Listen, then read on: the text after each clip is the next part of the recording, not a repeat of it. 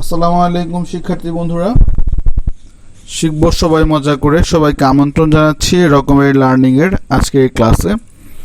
আজকে এই ক্লাসে আমরা ক্লাস 7 এর ইউনিট 7 এর লেসন 3 তোমাদেরকে বাংলা অর্থ সহকারে পড়াবো। আমাদের আজকের এই লেসনের যে হেডিং সেটা হচ্ছে বঙ্গবন্ধু লাভস ফর স্পোর্টস, অর্থাৎ বঙ্গবন্ধু শেখ মুজিবুর রহমানের খেলাধুলার প্রতি যে ভালোবাসা ছিল তাই নিয়ে আমাদের আজকের এই লেসনটাকে সাজানো হয়েছে। এই লেসনের শুরুতে আমরা যে কিওয়ার্ডগুলো পাচ্ছি সেই কিওয়ার্ডসগুলো হচ্ছে passionate, defeat, hire, expenses, difficult, propose, tournament, recognition. আর এ নাম্বার সেকশন আমরা দেখতে পাচ্ছি যে এখানে বলা হচ্ছে ask and answer the questions in pair, অর্থাৎ বলা হয়েছে যে তোমরা দুজনে অর্থাৎ জোড়ায় একজন আরেকজনকে প্রশ্ন করো এবং অন্যজন উত্তর দাও।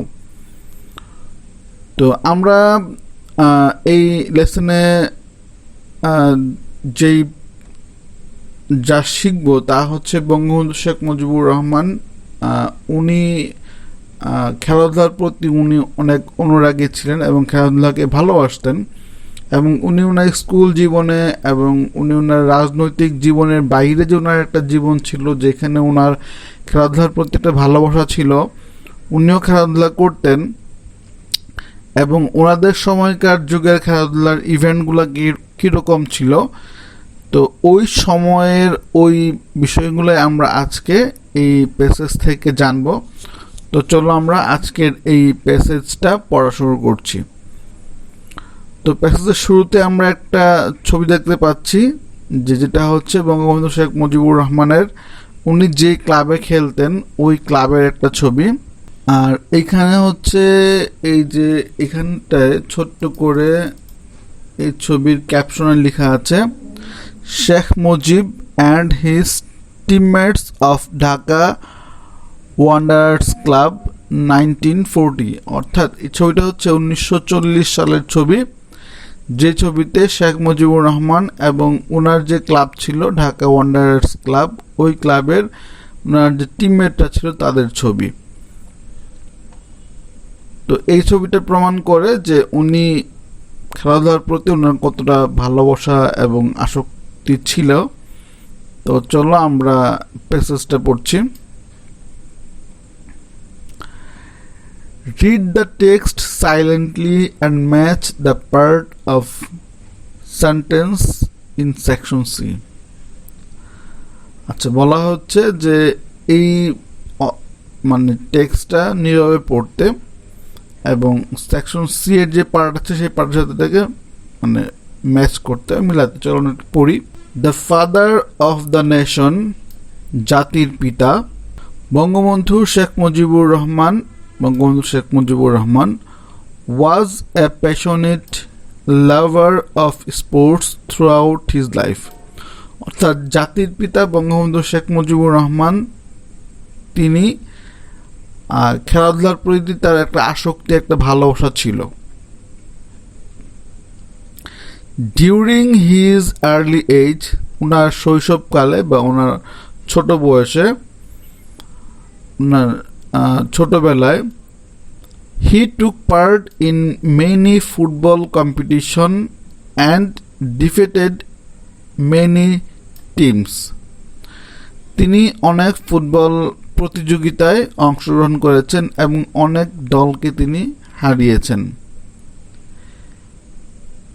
In his autobiography unfinished memories, তার যে আত্মজীবনী,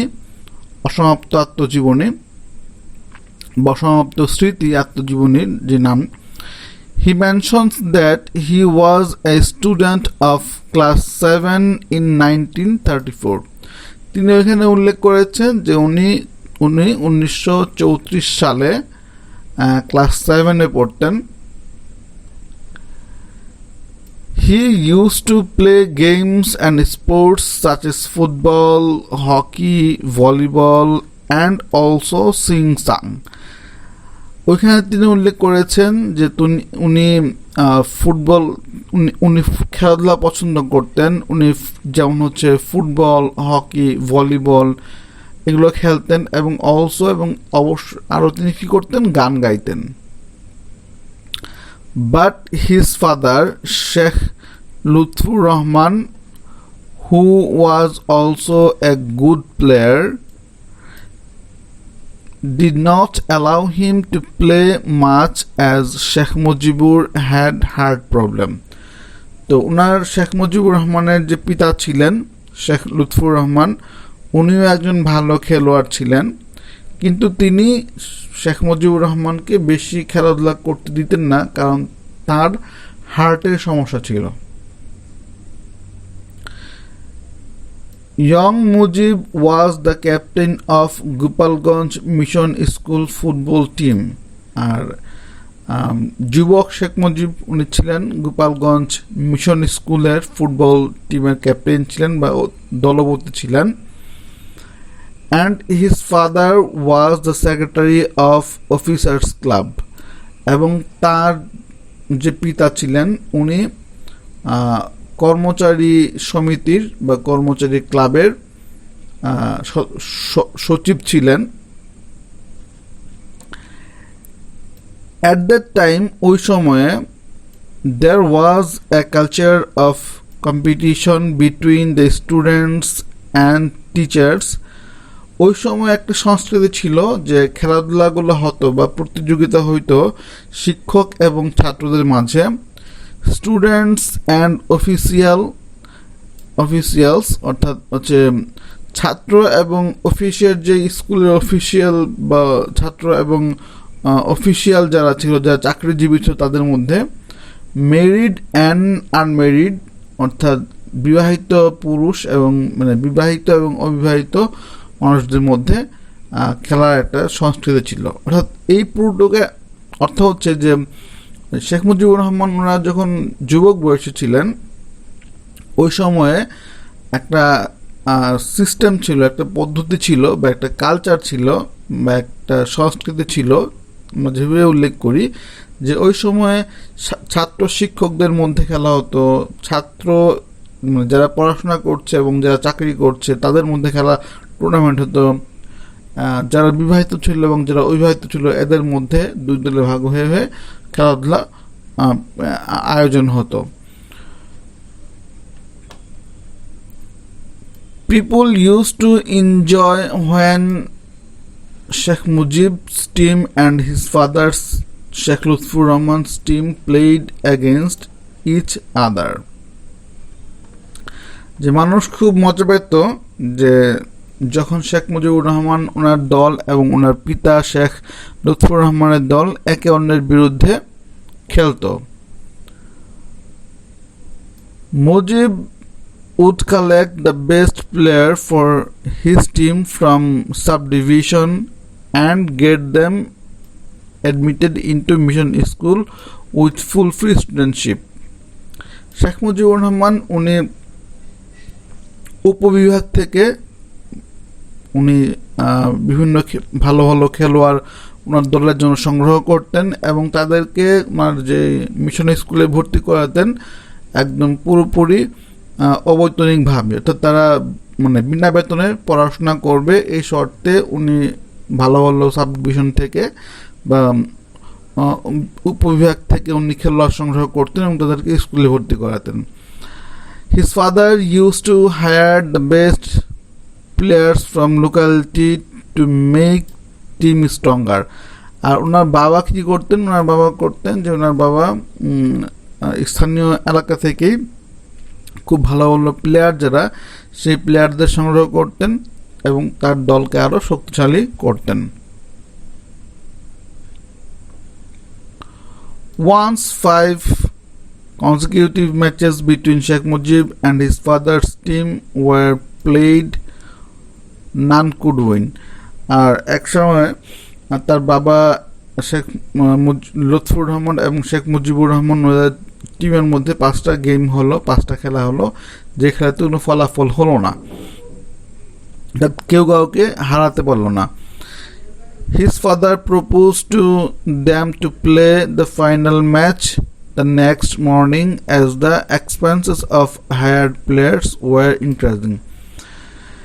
আর তার বাবা চাইলেন, অর্থাৎ শেখ মুজিবুর রহমানের বাবা, উনি চাইলেন যে পরের দিন সকালেই যেন ফাইনাল খেলাটা হয়ে যায়, কারণ তার বাবা যাদেরকে ভাড়া করেছেন, হায়ার করেছেন, তাদেরকে যতদিন পর্যন্ত রাখবেন ততদিন পর্যন্ত ওনাদের যে ভাড়াটা, এই ভাড়াটা বেড়েই চলবে। ওনার বাবা চাচ্ছিলেন যে তাড়াতাড়ি খেলা শেষ করার জন্য। The headmaster of mission school বাবুরেশ Ranjan Sengupta tried to make Mujib agree to play the next morning. আর মিশন স্কুলের যে প্রধান শিক্ষক বাবুরেশ রঞ্জন সেনগুপ্ত, উনি চেষ্টা করছিলেন যে শেখ মুজিবুর রহমানকে সম্মত করাতে যেন পরের দিন সকালবেলা খেলাটা হয়ে যায়। শেখ মুজিবুর রহমান বললেন, স্যার আপনি জানেন, we the same players are playing around the year, আমরা একই খেলোয়াড়রা সারা বছর যাবত আমরা খেলছি। নাও উই আর টায়ার্ড, এখন আমরা খুবই ক্লান্ত। আওয়ার লেগস আর হার্ট, আমাদের পায়ে ব্যথা বা পা আঘাতপ্রাপ্ত, আমাদের পায়ে ব্যথা। And we need rest 2 to 4 days at least, এবং আমরা আমাদের মানে সর্বনিম্ন 2 থেকে 4 দিন আমাদের বিশ্রাম প্রয়োজন। Otherwise we will lose the game, অন্যথায় আমরা এই খেলাটা হেরে যাব। হাউএভার, যাই হোক, Sheikh Mujib agreed to play the match the next morning in honour of his teacher. Sheikh Mujibur Rahman পরের দিন সকালবেলা তার শিক্ষকের সম্মানার্থে তারা ওই ম্যাচটা অংশগ্রহণ করলেন এবং খেললেন। And his team with the same players was defeated by his father's team with hired players by 1-0 score. এবং তার যে টিম ছিল, শেখ মুজিবুর রহমানের যে দল ছিল, সেই দলটা পরাজিত হয়েছে তার বাবার দলের কাছে। তার বাবার দল 1-0 গোলে ওই ম্যাচটা জিতে যায়, কারণ তার বাবার দলের মধ্যে যে ভাড়া করা প্লেয়াররা ছিল তাদের দিয়ে তার বাবা ওই ম্যাচটা জিতে যায়। In the 40s, Sheikh Mujib played in the second division football league for the Wanderers club. 1940 সালে Sheikh Mujibur Rahman second division football league খেলেন ঢাকা ওয়ান্ডারার্স ক্লাবের হয়ে। He was a striker in the team and used to wear jersey and used to wear a jersey number 9 or 10.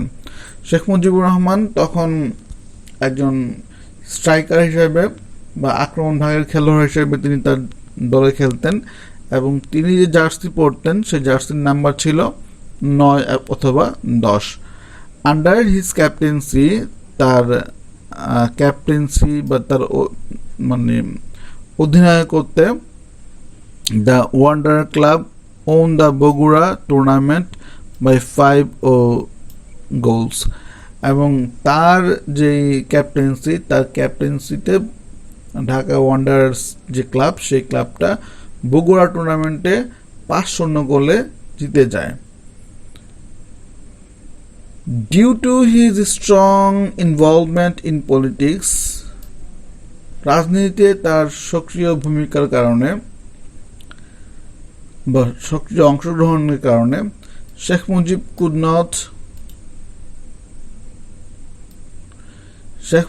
could not engage himself in sports fully, but he continued to remain a great fan of sports.